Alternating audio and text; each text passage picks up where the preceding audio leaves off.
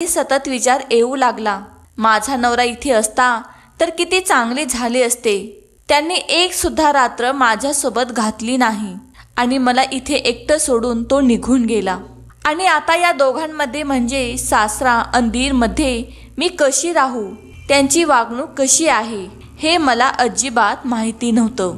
कारण माझं लग्न नुकतंच पार पडलं, त्यामुळे माझ्यासोबत काय होईल याची मला भीती वाटत होती. एके दिवशी माझ्या पोटामध्ये खूप दुखत होते. मला खूप रडू येऊ लागलं होतं. माझा आवाज माझ्या कडेला रूम असलेल्या दिराला ऐकायला गेला. त्याचं नाव सोनू. तो 22 वर्षाचा होता. तो सध्या कॉलेजमध्ये शिकत होता. तो माझा रडण्याचा आवाज ऐकून तो त्याच्या रूममधून माझ्या रूममध्ये आला आणि काय झालं वहिनी असे म्हणू लागला. मी त्याला सांगितलं माझ्या पोटामध्ये दुखत आहे. तो म्हणाला, मी भैयाला फोन लावू का?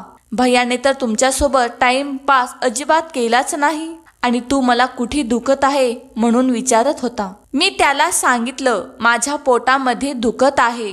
तो म्हणाला, मी भैयाला फोन लावू का?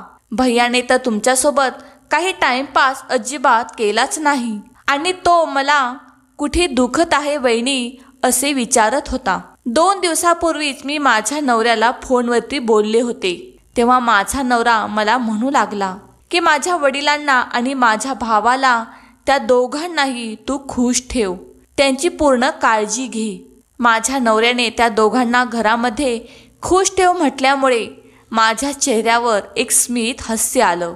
कारण नवऱ्याने म्हणल्यामुळे मी माझ्या सासऱ्यांना आणि माझ्या दिरांना माझ्याकडून कशा पद्धतीने खुश ठेवता येईल याची मी रोजच्या रोज पुरेपूर प्रयत्न करत होते.